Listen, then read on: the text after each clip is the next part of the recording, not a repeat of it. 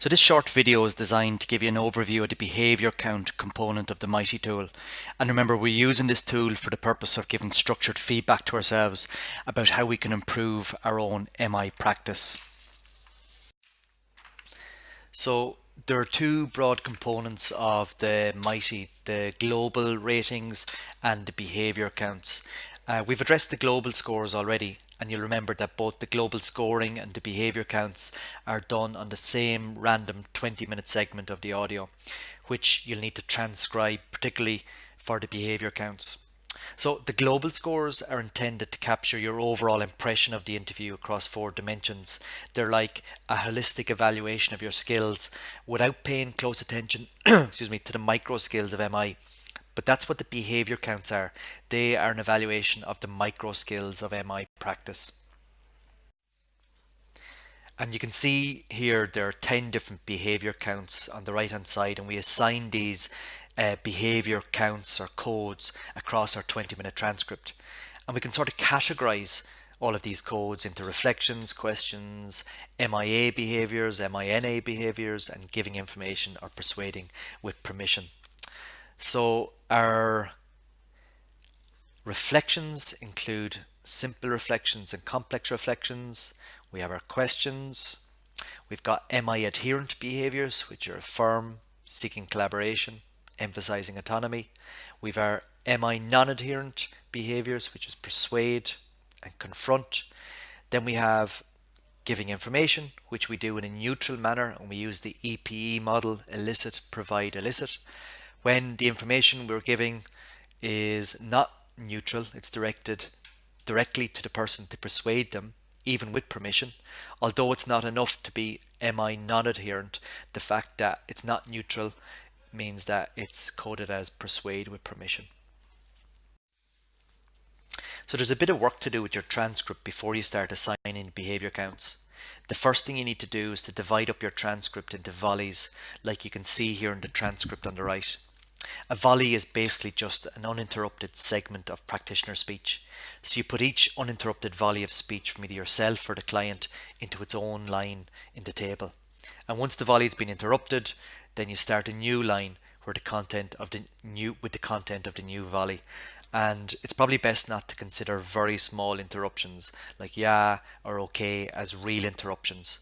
So here in this transcript, I'd possibly have ignored volley 4 and merged volley 3 and 5 together. Okay, so now you know what volleys are and you've divided up the transcript into volleys. The next thing to do is to decide how many utterances there are in each volley. And it's worth reminding you at this stage that you're only assigning behavior counts to the practitioner's speech. So what's an utterance? The MITI manual basically defines an utterance as a complete thought. Basically, a new utterance starts when you change tack in the conversation. You engage in a new train of thought. And in this transcript, it looks like there's only one utterance in each of the volleys. So in this example in volley 33, I'd split the content possibly into 3 utterances. So the first one is here. All right, well, it's really, up to you. You're going to be the one that makes that decision and I can't tell you what to do. That ends a train of thought. Now the practitioner moves away to say what she was doing. I was just giving you some insight. And then she stops and then she changes again. But it sounds like, if you want to cut back, how do you think you'd go about doing that? So we've 3 different utterances there. The first one is definitely about emphasizing autonomy. So I'd take my blank right hand column and I'd write in the word emphasize or the code emphasize. You'll excuse me now writing with the laser pen. Okay, emphasize. The next bit, I was just giving you some insight. If you read the manual on the MITI coding, you'll see that this is just a facilitating statement. Saying what you've done previously or what you're about to do in the future is not coded, so we ignore that. And the last one, but it sounds like, if you want to cut back, how do you think you'd go about doing that? And that's just a question. So the reason why it's so important to be sure how many utterances and how many volleys there are is because one important rule is that you can only ever give one behavior code to each utterance. So every utterance gets only one behavior code. And that's just one of a list of rules that we follow in order to make sure that we're coding our transcript both objectively and systematically. So that's probably the most important, I suppose, rule to remember when you're coding, the idea of for every utterance you can only assign one code. But there are a couple of other guidelines to consider as well before you start coding. We only ever assign one reflection code in a volley. If there's both a simple and a complex reflection in a volley, you only assign complex reflection. The same with persuade and persuade with permission. If both are in the same volley, you only code persuade with permission. So a quick recap. There are 10 codes in total, but you can only assign one of the reflection codes and one of the persuade codes in a volley. So that leaves you with up to 8 different codes per volley, but you can only use the same code once. That basically means that the maximum possible codes for volley is 8, but that would be a really extremely unusual scenario if you had that many. The most important one for now is just to remember you only ever assign one code per utterance. Obviously you need to have a good read of the handbook before you have enough information to assign your codes, but it might be useful to just mention some decision rules here. So firstly, if you're unsure whether the reflection is simple or complex, assign the code simple reflection. All questions, irrespective of whether they're open or closed, are coded as questions.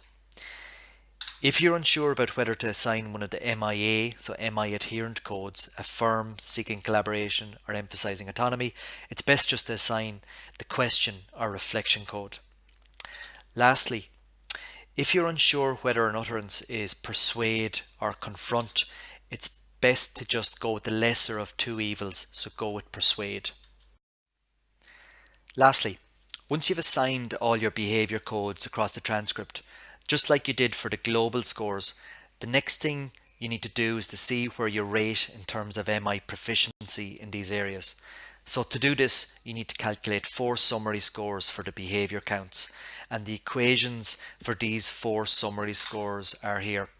The first is percentage complex reflections, which is the total number of complex reflections divided by the number of all reflections multiplied by 100 over 1.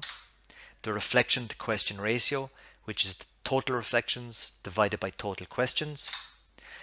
You've got the total number of times that you assigned the MIA codes, any of the 3 MIA codes, the total number, and the total number of times that you assigned any of the 2 MINA codes. And once you have your summary scores, then you can compare them to the thresholds in the table on the right hand side, and at the minute we can only do that for percentage complex reflections and the reflection to question ratio. It's a whistle stop tour of the behavior counts in MITI, and you'll find a lot more detail in the MITI manual.